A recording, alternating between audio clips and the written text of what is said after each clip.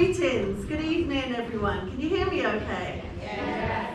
That's good. Can you hear me at the top as well? Yes. Great. It's lovely to see you all, and it's really nice to have an in-person event. Last year when we did this, it was a virtual event online. So we're here today to mark the United Nations Day for the Elimination of Racial Discrimination. It's an annual event in the United Nations calendar that has taken place since the 1970s. I'll introduce myself first and then I'll say a bit more about that. So my name is Zita Holbourne and I'm your host for this evening.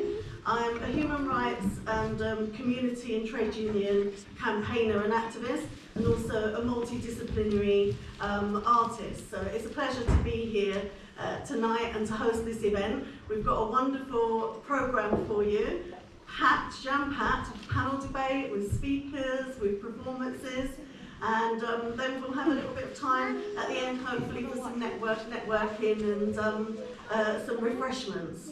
But do help yourself to refreshments as you're coming in. So the United Nations in 1979 decided to establish this annual day on the 21st of March every year.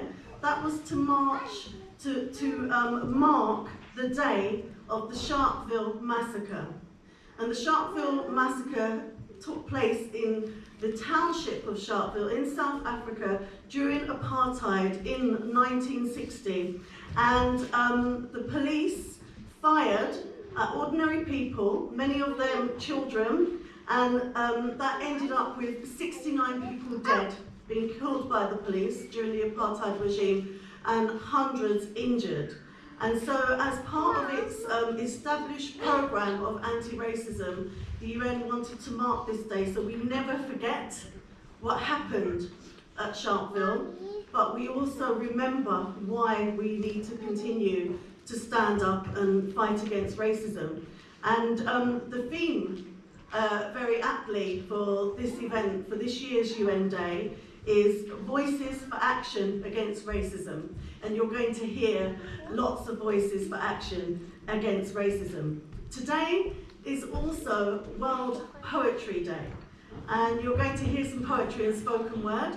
First of all from me, but I'll introduce another poet later on who's going to share some poetry with you. So I'm going to share with you, by popular demand, I've been asked to share this poem again at an event in Newham because it went down very well the first time. And it's my signature poem, and it's called Progression. And it's very much about the theme. It very much ties in with the theme of lifting our voices against racism.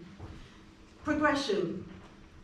They're blocking me from progression, trying to cause my regression. They can't abide that I preside, adept and articulate, thinking, how ridiculous. She's a woman, so parent and black. We can't let her progress, not someone like that. I don't fit in to their Oxbridge ideal. I come from the streets, I'm real.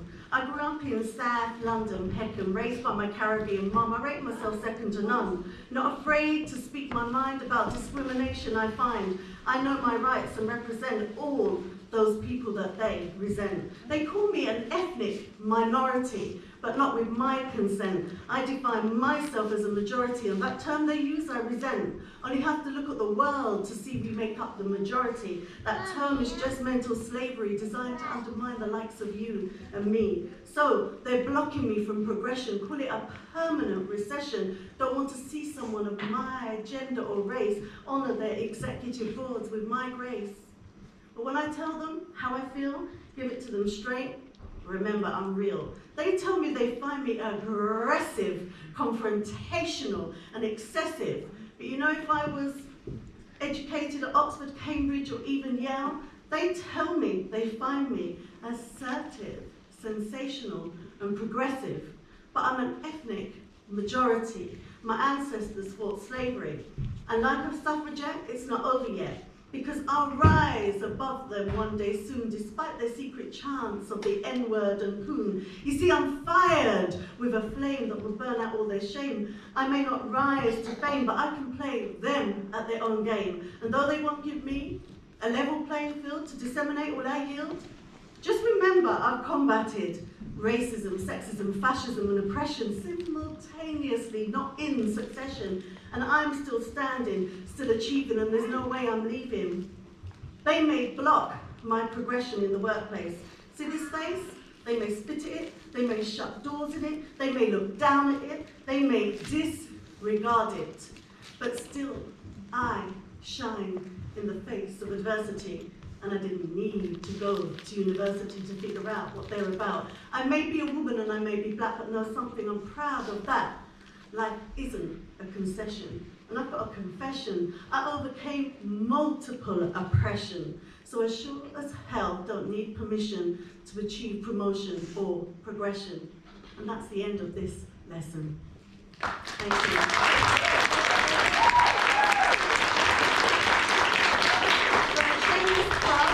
That poem progression, if you like it, is in my book, Striving for Equality, Freedom and Justice. It's a book of my poetry, my quotes, and it's also illustrated by me with my artwork on the cover. And it's published by Hansard Publications, who are one of the oldest Caribbean publishers here in the UK, but they publish internationally. So our first speaker of the evening is Roxana Fias-Obe, Mayor of Newham. I'd like you to give a big round of applause as we welcome Roxana.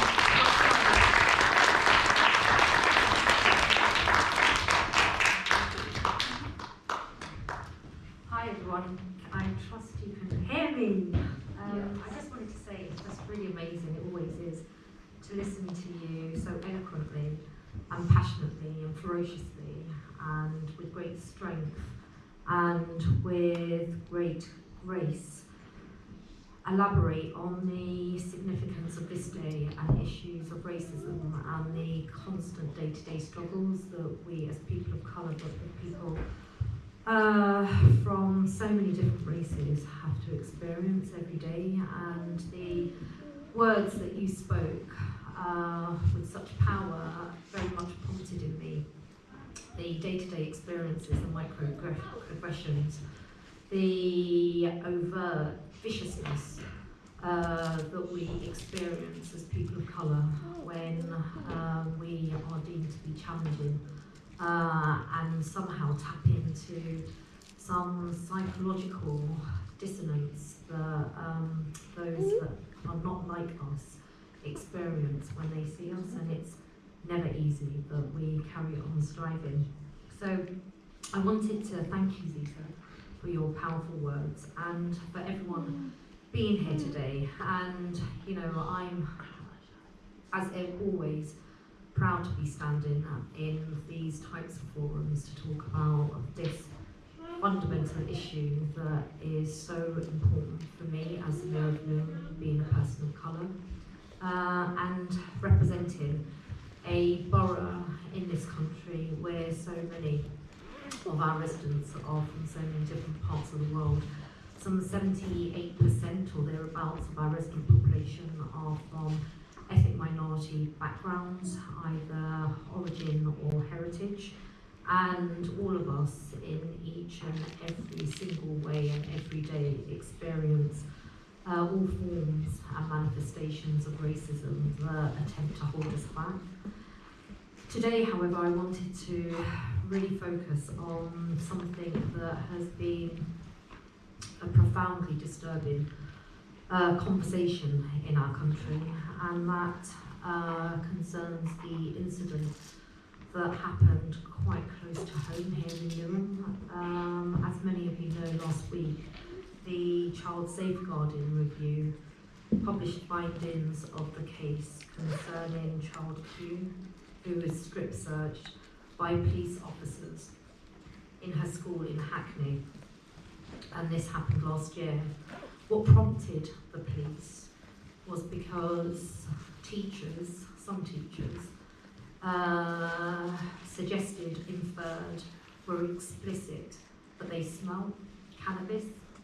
And as a consequence, this child was stripped while she was on her menstruation, and the trauma that she's experienced on that day will live with her forever because of false accusation that she was in possession of cannabis. The review found that racism is likely to have been an influencing factor in the decision by the police to undertake the strip search. Now, while due process is of course important in cases such as this, none of us would have needed a review to have automatically jumped to the conclusion that racism played a part here.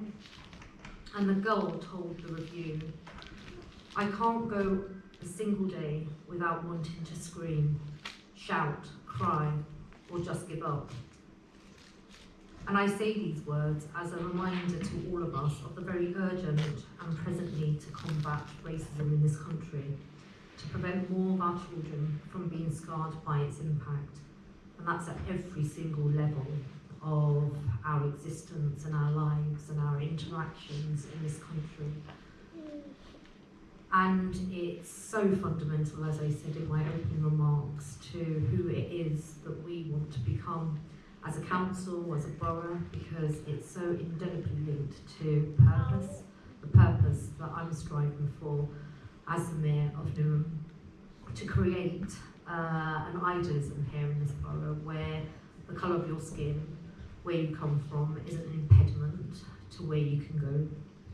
Because we have a borough so full of talent that we need to be a place that enables and inspires and facilitates their freedom of expression, the freedom for them to be who they are without shame, without fear of being stopped by the police, or without the fear of being attacked because they look different. And as we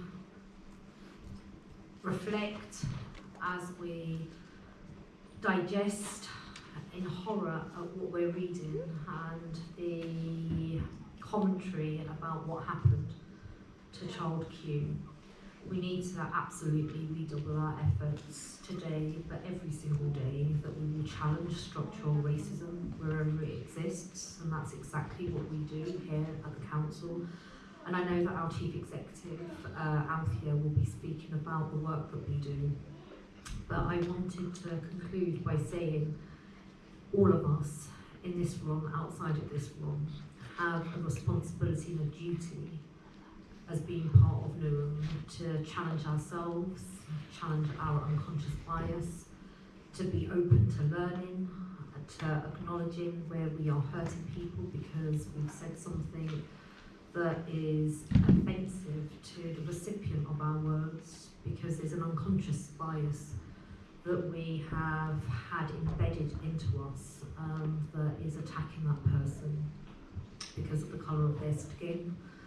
And I wanted to conclude also that at the council we won't get it right immediately. We're also on our journey of learning. Last Friday I participated in one of a series of truth and reconciliation meetings that I'm facilitating as the Mayor of Newham in response to findings by the inspectors of SEND, which represents or stands for Special Educational Needs and Disabilities. And we've not been great in our provision for our young people with special educational needs and disabilities. And when I looked across the room, unsurprisingly, the majority of parents that were attending were parents of colour. And that is something that we've got to take away and think about and reflect, but also, more importantly, undertake the necessary action in order to remedy a hurt and a pain that we have inflicted. And I use that as an example and as as an illustration of how institutions in this country, including the institution that I politically lead, can be blind to the manifestation of racism in different service areas. But I give you this commitment: we will continue striving for a perfect Newham, where no one, because of the colour of their skin, is discriminated against and is held back as a consequence. Thank you very much.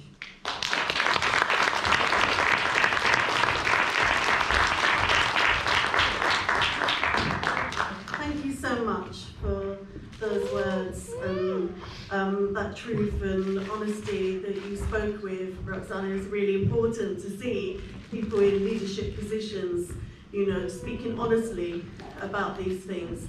And yesterday I helped to organise a rally of solidarity for Child Q outside Hackney Town Hall, where thousands of people showed up, such as the strength of feeling of anger, but also of pain and hurt that this was possible. And institutions and organisations have to be held accountable for their actions. And those that are responsible for what happened to Child Q must be held accountable too. We all have a collective responsibility to ensure that that happens. I'd now like to introduce Althea Lodrick, who's the Chief Executive of Newham Council. And Althea will be highlighting the progress that the Council have been making on tackling inequality, racism and disproportionality. Welcome, Althea. Thank you.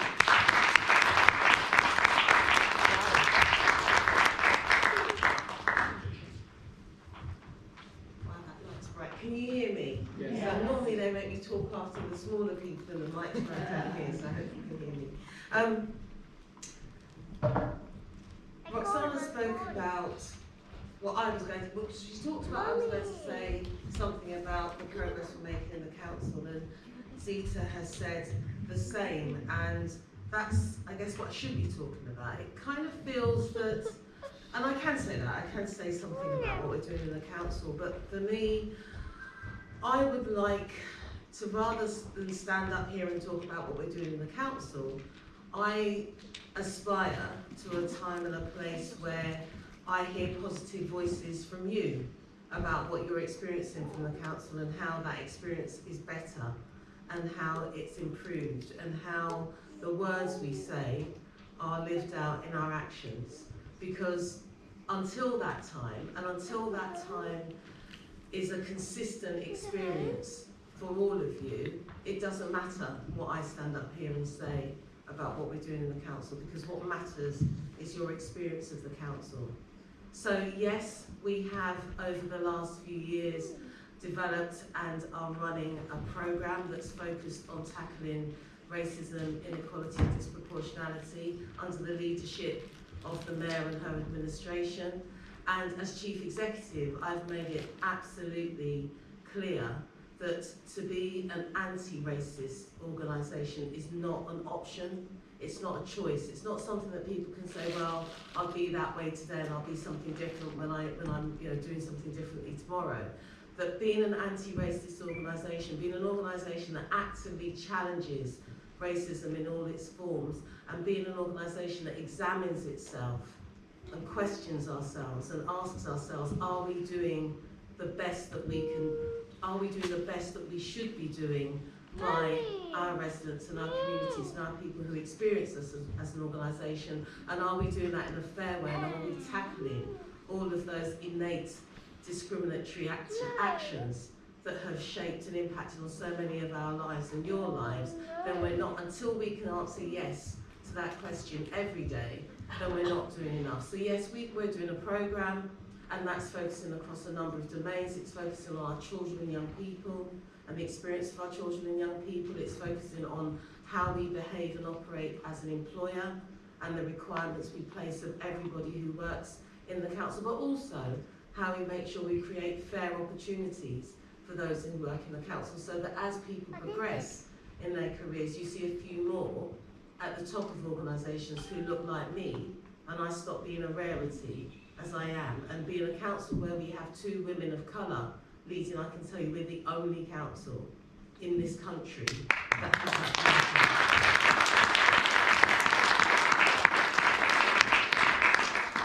And that shouldn't be, that's not because there are not enough people who look like Roxana and I with the talent, the willingness, the passion, the commitment. There's something else going on, isn't there, when that's not the case? And that's what we're challenging, and we're committed to continuing to challenge. We're challenging racism and disproportionality in the representation you see of the council out here in the community. So I hope many of you will be aware that City Hall moved to Newham last year directly. Well, I won't say that's down to the mayor, she has something to do. If any of you go to City Hall and you look at the name of the road that you're walking down, you'll see that that road is called Camel Chunchi Way. And that is a representation of one of the pioneers of race relations in Newham. And that was chosen, that name was chosen by you, by residents, by people of Newham, because what you, communities, people of Newham are telling us and telling the world is we want to see ourselves represented in every aspect of being part of Newham, living in Newham, working in Newham. And that's what we stand for, and that's what the council stands for. So our programme, which I could talk about, and I could name all our successes, and you know, yes, I could do that, but I think what's more important to say is that from the heart, at every level, Newham Council is absolutely committed to this agenda, and that agenda will live on, hopefully beyond me, beyond Roxana, because it will become embedded in our lifeblood. And as I say, what I want to hear when I stand at these events is your experience of that, and that you feel that, and you're nodding, you're saying that's true, rather than me stand up here and list out a load of achievements that won't resonate with you. So I'm delighted to be here this evening. I'm delighted that we are one of the councils who are recognising a day like this. But I'll end by saying this isn't a day. This is a life, and this is a lifetime. And we as the council are committed to making sure that is felt and real by every single person in Newham. Thank you.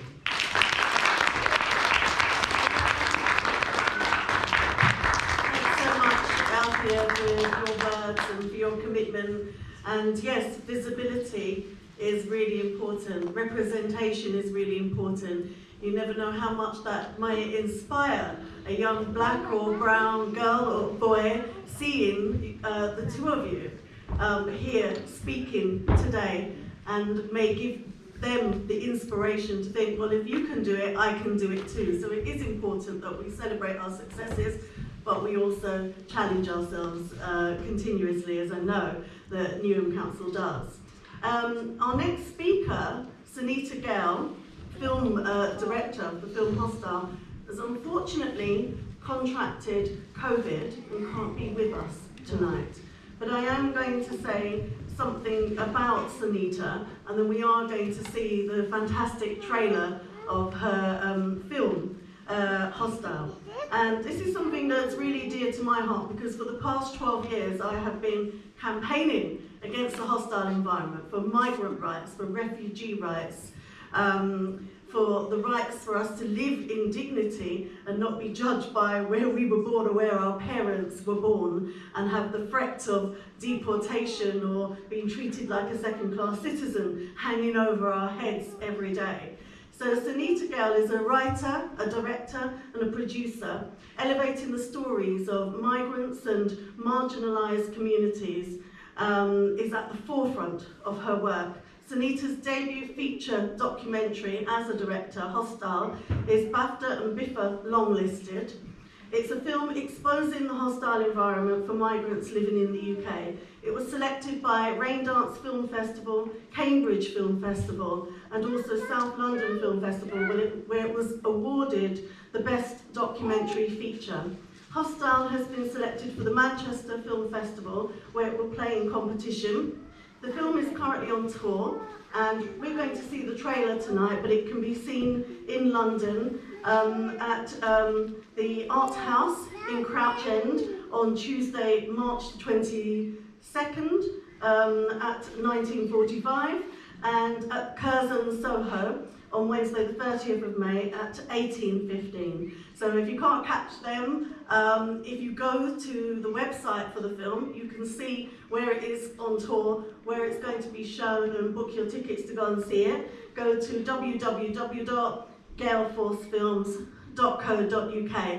So now we're going to see the trailer for Hostile. Thank you. This is a day of national shame, and it has come about because of a hostile environment policy that was begun in this country.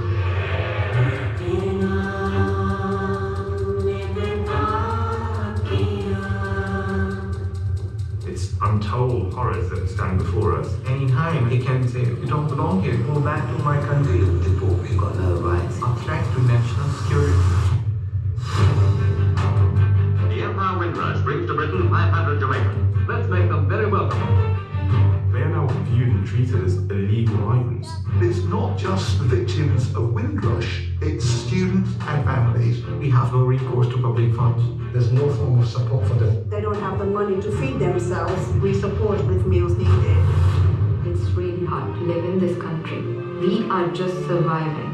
And treat these people like shit. I wonder how much compassion you'll hear in a country where leaders spread irrational fear. We have a new colonial divide in the world between the immigrants and white working class community. It's about the way those people look.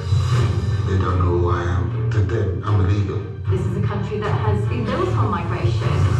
At what points did things change? Black race relations disintegration. This is either oversight or misinformation. Isn't it wrong that families are being forced into destitution? Well, look, I'm going to have to come back to you on that. The leadership are detached from ordinary people. They haven't seen the people firsthand. We have. This pandemic exposed all of these cracks. This is my home. Why should I fight to be part of the society that I've grown up in? What's my crime? This is kiddish. It's foolish. It's not British. It's brutish. This is make or break time.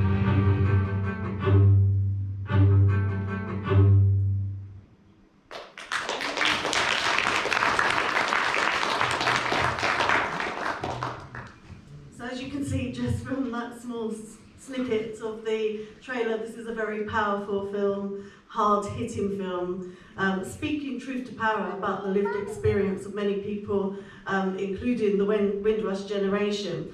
But we're going to have a panel debate a bit later on where we're going to unpick some of those issues in a bit more detail. More about that later.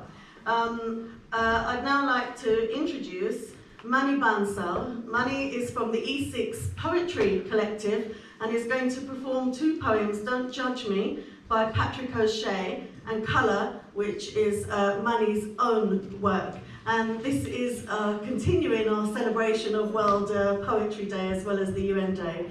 Welcome to the stage, Manny. Manny, a big round of applause.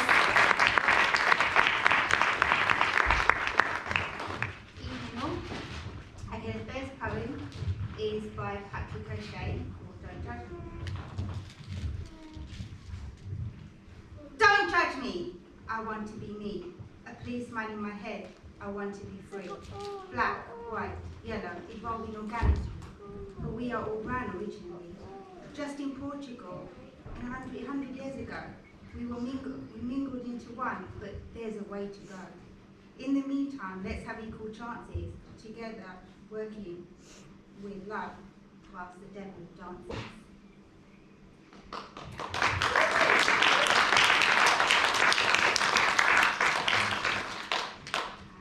And this poem is by me, it's called Colour. Red, green, blue, black. Colour, colour, I hear you say. When I see my reflection in the mirror, which colour am I wonder? Orange, navy, pink or white? Brown, dark or bronze with light? You say colour, I hear you say. Does that mean you are blank like a child's play? I walk down the street, you shout, look colour. I study to develop my skills and fit in, and you shout, look colour. I work hard to climb the imaginary ladder, you shout, colour. What do you see that is different with me? I don't match the rainbow you see. Purple, indigo, yellow or peach. Oh, tell me please, which colour is we? My blood is blue, the same as you. My bones are white, that break with light. My nails grow pink, just as yours. They grow and grow until they cut. So why do you say colour when I am human with my own identity? Mix the heritage to create the dream. So am I the mocha and you the cream? Let's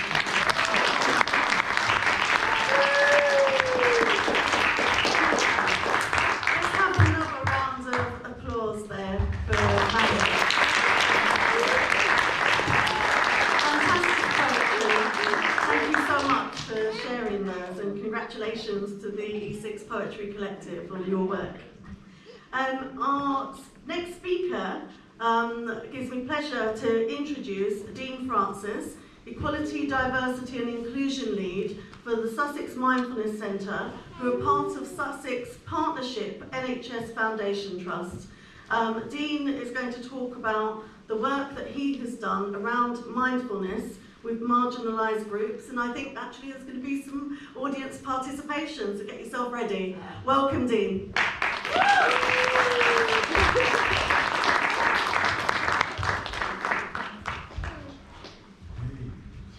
Hello everyone. Thank you very much. My name is Dean Francis, and I'm the co-director of the Urban Mindfulness Foundation.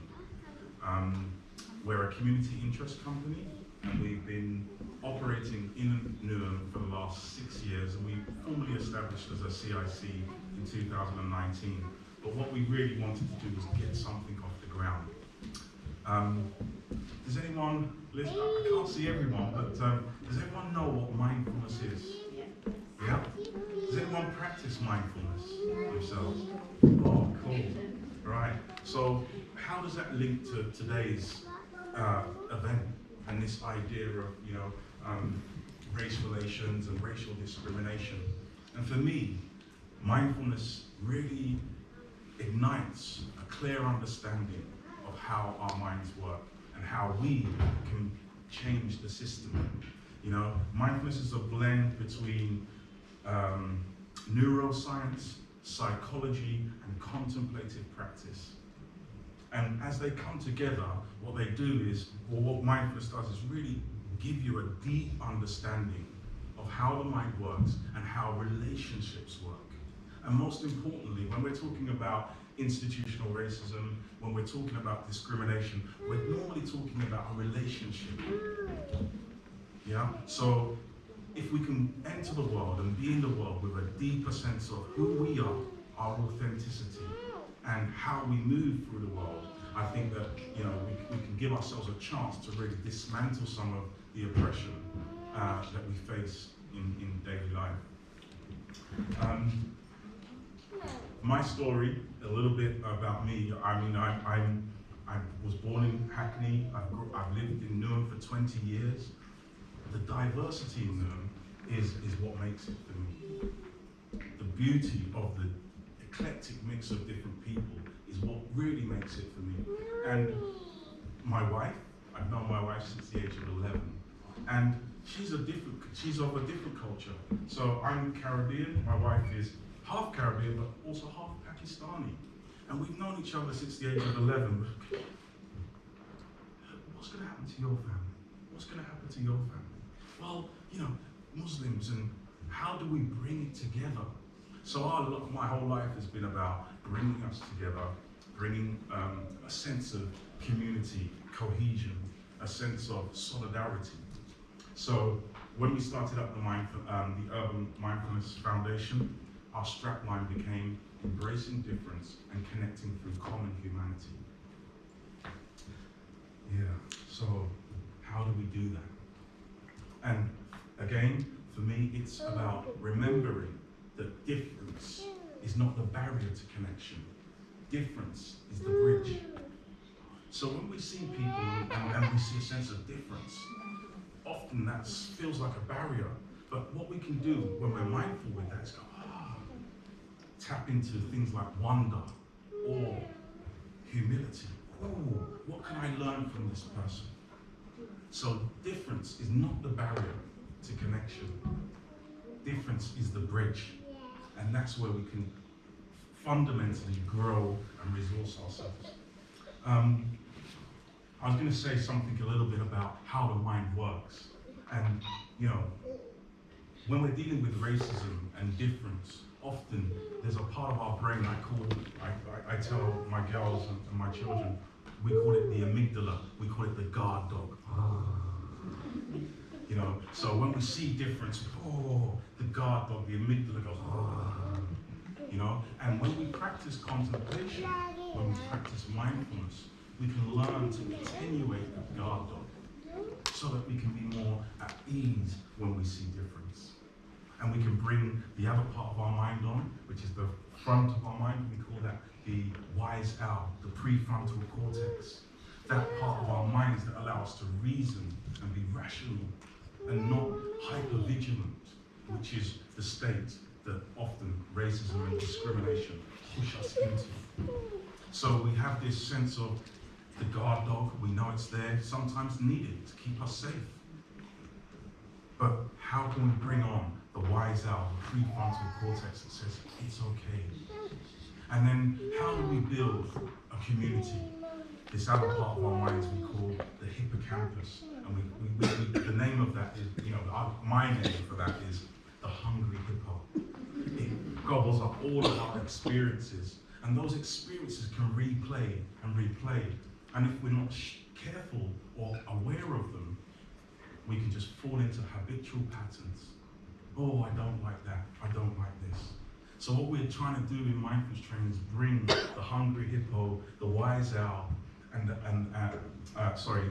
guard dog, the hungry hippo, and the wise owl all into a sense of balance. And then we can really step into our own shoes and be who we are. You know?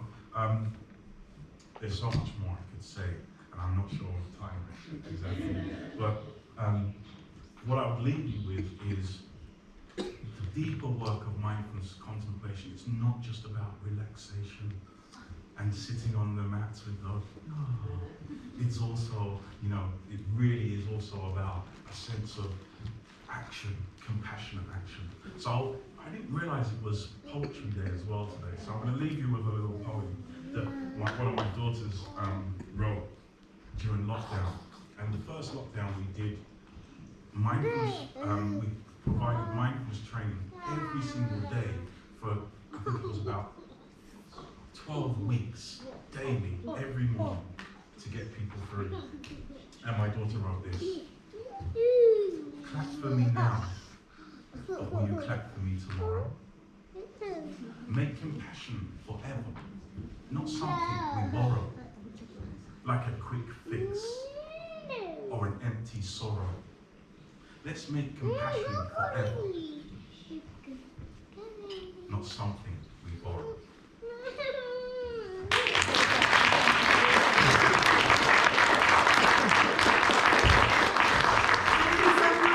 Especially for that beautiful little nugget from your daughter at the end. Beautiful poem, and continuing with the world poetry theme as well. Fantastic.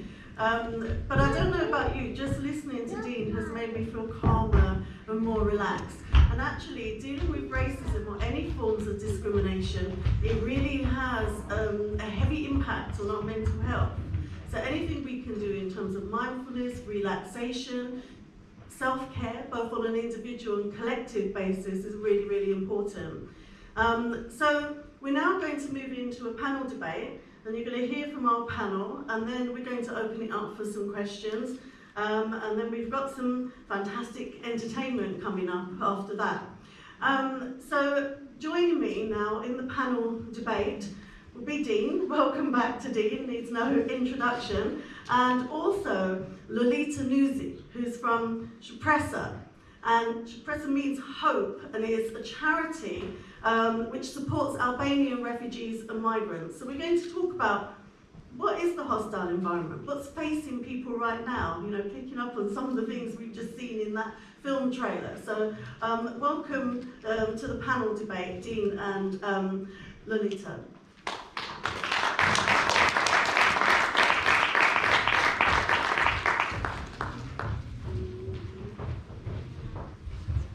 Okay, so I'm going to kickstart this discussion and highlight a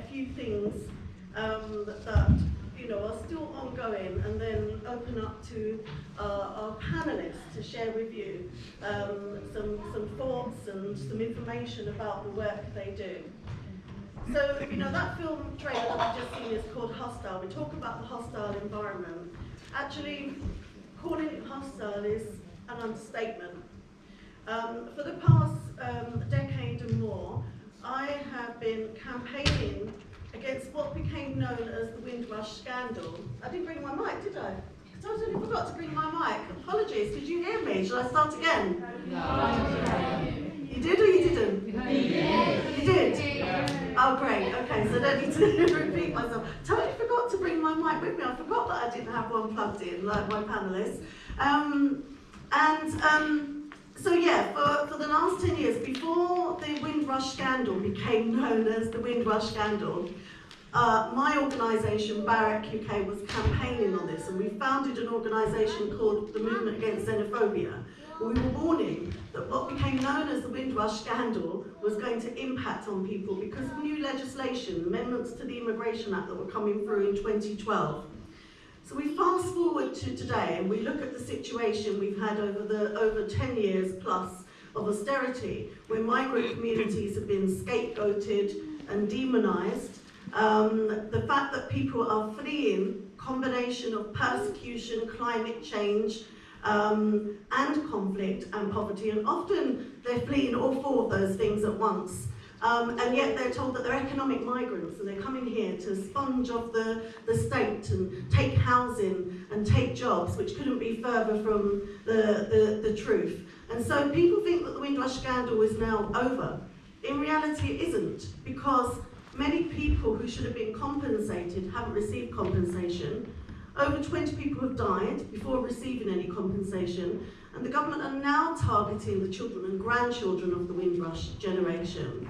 And these are people who are not just from the Caribbean, from across Commonwealth and former Commonwealth countries and Eastern European countries have been targeted for mass deportation, literally rounded up like cattle to fill entire planes and deport them. So that's one aspect of the hostile environment. Another aspect, and we haven't got time here for me to go into a lot of detail, so I'm kind of just trying to rush through some key issues because I know our panelists will bring in some, detail on these issues. So another issue is the treatment of migrants coming to the UK who are fleeing all those things I've talked about. The government have now decided to bring in a policy which has been challenged, actually being challenged by one of my unions. I'm the National Vice President of the Public and Commercial Services Union. We have a judicial review, legal action, to challenge the government because it impacts on some of our members, workers. They want to push small boats of migrants coming across the English Channel back into the sea. And they want to introduce a two-tier situation for migrants, refugees coming to the UK that says, if you didn't come in legally, so on a small boat they count as not being legal, then you are a bad migrant. So dividing people into good and bad migrants. And if we look at what's happening with Ukrainian refugees, which of course what's happening in Ukraine is horrendous, it's horrific what people are going through, it's traumatizing. But airlines are saying, we'll help you and we'll give you a free flight in. Eurostar saying you can come on the Eurostar and you won't have to pay. And Airbnb are saying we're giving you accommodation. Whereas lots of other migrants are told, well actually you can't come into the country, you're a legal migrant, your case doesn't count. And so people go on trucks and in small boats because they feel they have no other choice. But then they're demonised again and suffer a further detriment because they're told, well you didn't take the right route in. Well they didn't take that other route in because it wasn't offered to them because of racism. So that's another aspect of the hostile environment. And right now, my organisation is campaigning against a new bill that the government are trying to put through, the Nationality and Borders Bill.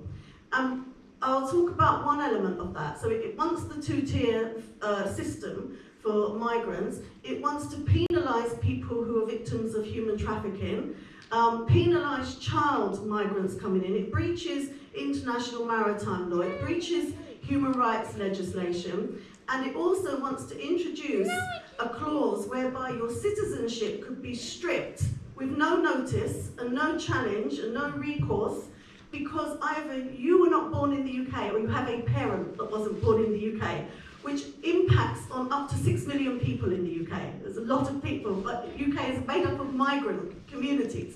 The economy would collapse without migrant labour here in the UK, you look at the pandemic and it was migrants that had made sure that essential services were running. The NHS was running, you got your deliveries, you could go into the supermarket and buy something, putting themselves at risk. So I'm going to shut up now because I could go on and on and on. And I'm going to ask Lita to speak about your organisation. I'm looking forward to hearing about your organisation and the work you do. Thank you. Thank you so much. Well, thank you so much for inviting me. Expressa means hope, and when we decided to set it up, we wanted everyone that got in touch with us to learn at least one word, and that had a meaning for us.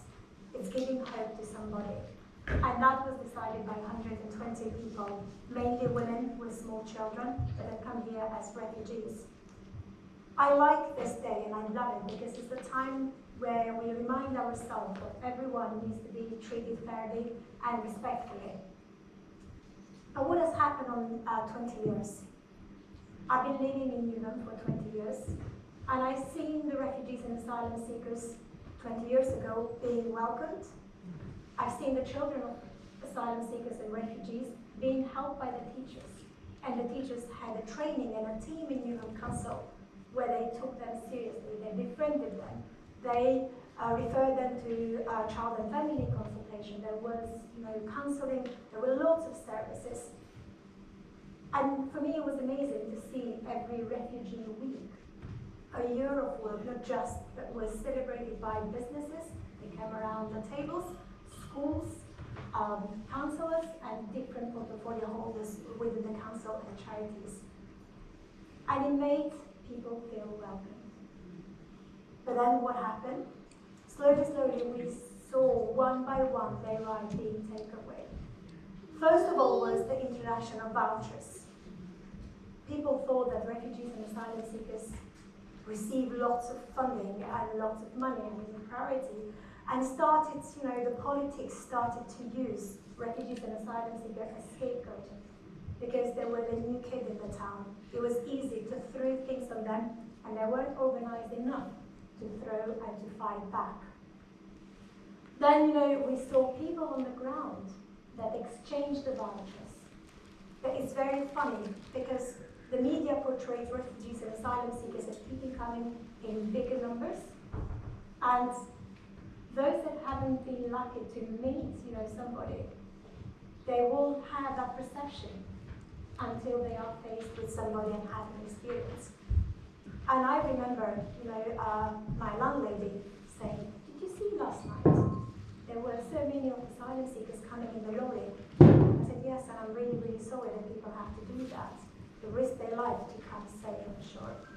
And then she said, "But no, they shouldn't come because they're coming for the jobs." And I said, "Well, I'm one of them. How are you are different?" So I was different because, she knew me. She knew how much I was trying to integrate, to help, and to help others. And I think that happens every day. After that, we saw the right to work being taken away. And asylum seekers don't have the right to work. It was said it will happen only for 6 months, while people wait for a Home Office decision, sometimes up to 7, 10, 15 years. And if someone has come as an age or a child, or it can't go to university, it can't go to work, and will be, just staying on the street and being not helpful in the age where they can be really, really helpful in society, can pay taxes, can contribute to build their life and the community around them. That's gone. Now we're trying to, do lots of campaigning, but that decision was made really slowly. Then, we saw here in Newham, Refugee Week disappearing. And that was sad, because it was the time of the year where we always promoted the impact and the investment that these people brought into Newham. We celebrated the culture, the language, the food. We celebrated the successes that they had achieved. That has gone. I haven't seen that come back as yet in the fame that was before. And now we're seeing the bill going through. It's worse than I've ever seen. But we saw detention of children for immigration, and yes, we mobilized, and yes, okay, that has come to an end, that there is so much more. We work with many looked after children. They come here at age 13, 14, they don't know the language, the system are so complicated to be navigated. There is not enough support. So I could go on forever, but I think one thing that I want to highlight, it's the changes can't be brought alone unless the refugees, asylum seekers are part of the society and feel they're not able to voice their concerns and what they're going through with people in power and navigate. They won't be able to have their rights taken seriously because they will be always the new kid in the town. And it's easy to just throw a stone at them. Thank you so much.